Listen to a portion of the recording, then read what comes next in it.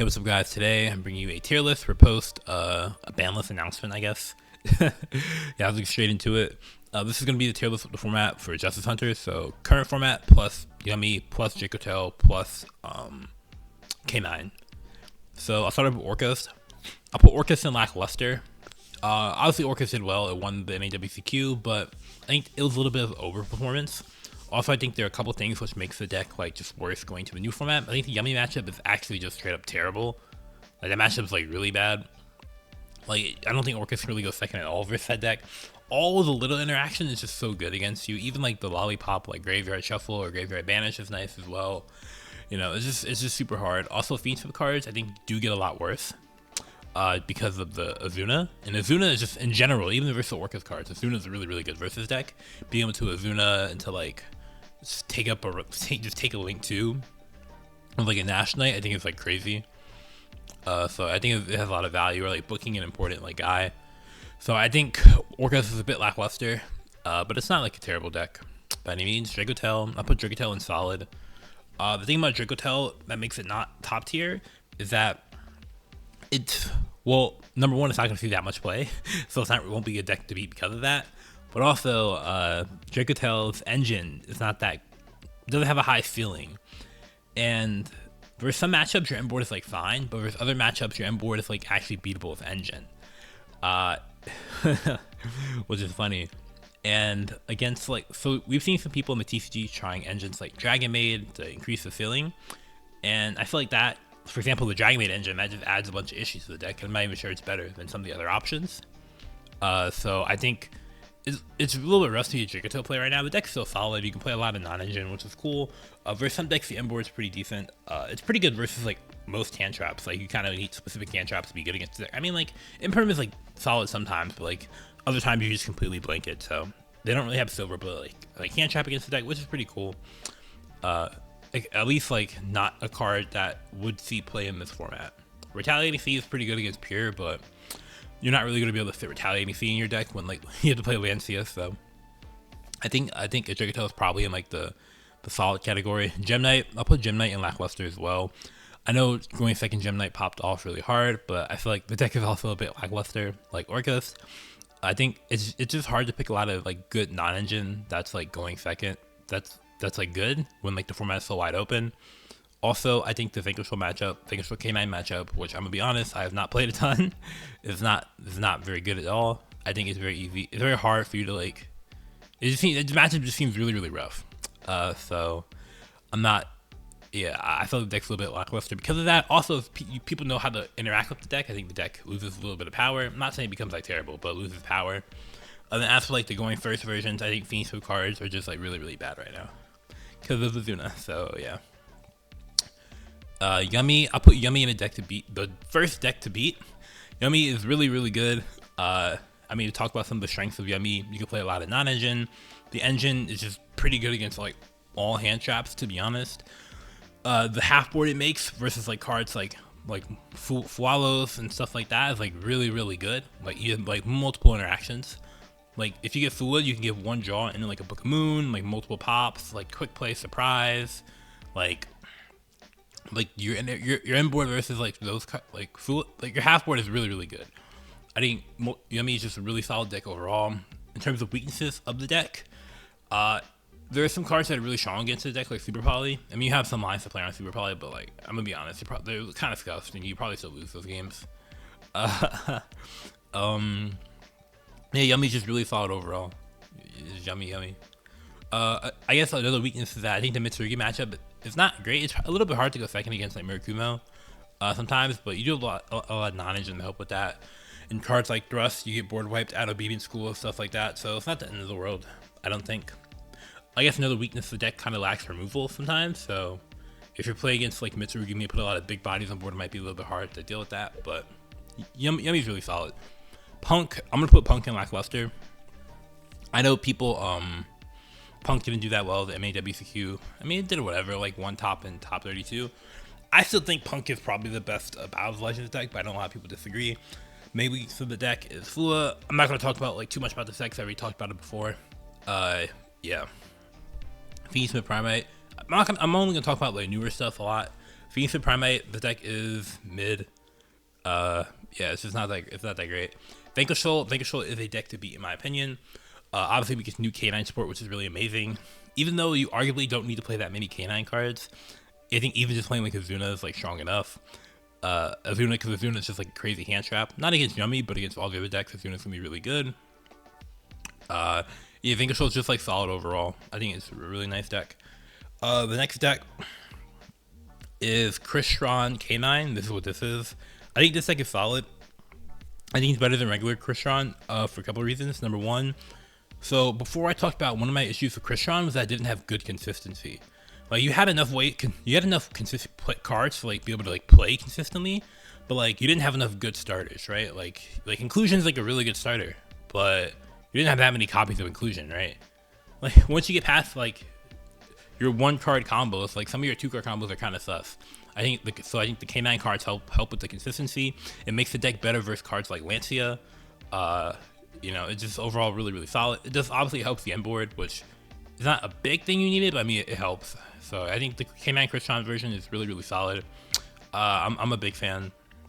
I think this deck is really nice. Blue Eyes. This deck is lackluster. We're in like a format where we're about to be in a format / we already in one where like engine's like important, and Blue Eyes is a deck that you really want your non-engine to carry you, because the Blue Eyes engine is not good going into boards. But that's not the format. So Malice, I think Malice is another deck to beat. I think it's still really solid. People say the Yummy matchup's not great, which you could argue is true. The deck can still play a lot of non-engine though. You can still like, I think you probably have to change how you build the deck, but I think you can still make it work. I think the how do I word this? You can play stuff like you can still play like a Azuna in the deck as well, which could be another option, giving you bodies for your blink plays, which is nice. And Malice is still a threat. Like if they go first, like the deck is scary. Like you're probably gonna lose the game. So I think Malice is still a deck to beat. I think you should still have Lancia in your side deck. Yada yada. Lunalight. I think Lunalight is a solid. Oops, what the heck? I think Lunalight gets a little bit better because the Justice Hunters decks have a much harder time outing. They have a much harder time outing Liger than like the previous decks. Like it's really hard for Vanquish Soul K9 and Yummy to out Liger. Not saying impossible, but it's really hard. So I think that Lunalight does get a little bit better because of that, which is pretty cool. Also, card like Heavy Poly is pretty good going second against Yummy as well. Not so much good going second against Vanquish Soul K9 because of Masquerade and Heavy Borger Burn, but yeah. But I think the fact that like people have a harder time outing Liger is nice. Also, people end up playing more board breakers, and you can help from that. The deck does play into Azuna though, which is something to keep in mind. But yeah, Sky Striker. I will put Sky Striker in the lackluster part. I think Sky Striker. Like a week ago, I was making a Sky Striker list. Shout out Robbie. It was like a going second version because I thought like, oh, going second just sounds better into the Justice Hunters decks, but like going first is like better into like Malice and stuff. So it's kind of like conflicting results. I will say when I tested the going second, it was like going second. I think can be good, but you can break a Vanquish Soul K9 board really easily. But it's really hard to OTK and may have only have so much follow-up, it's like rough. But yeah, I think this is in a weird spot where some decks you want to go first, some decks you want to go second. It makes the deck a little bit weird. And then like the ceiling is a little bit too low. Also the Vanquish Soul matchup, I think in general is just like really bad. Like really bad.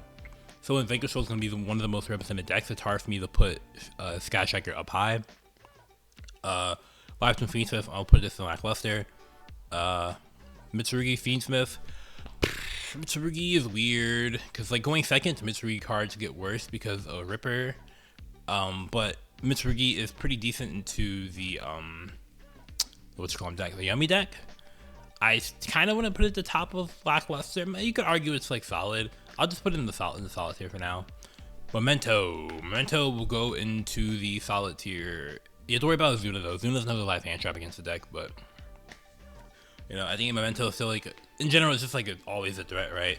Pretty good versus most non-engine, you know, it's like one of those pseudo FDK decks. Rise of Mitsugi, I'll put Rise of Mitsugi in the decks to beat. I think it's still really solid. Obviously, like going second into some decks, until like Ripper, Mitsugi cards are pretty lackluster. I think going second into like Yummy, like the engine is like not bad though. Honestly, going second into Vanquish, like I think the engine's not bad. and it does alter the format. Like it forces you to like choose like because the existence of like Raza Mitsugi, Protoss, like Ouroboros existing is like forcing you to not be able to play certain non-engine or play certain non-engines. So it's definitely a deck you do have to worry about when you're like deck building. So I think it's a deck to beat. Raza Onomat. I think the Onomat cards are terrible going second, especially into Yummy. Oh my god. I think this variant is terrible. I'm not gonna lie. I think it's terrible. I'm not sure people are gonna drop more Charmies either. Like you could argue they might, but I don't know. I'm not sure people are. So like the deck is like, yeah. So I mean, if they do, they start playing regular hand traps, and the Onomat version does gain some value. But if not, I don't know. I never thought this was better than Mitsugi anyway. I thought that was people just like not using their brain. I'm gonna keep it 100. White Forest, this deck is terrible. I would never like think this deck is good. I'm not gonna lie.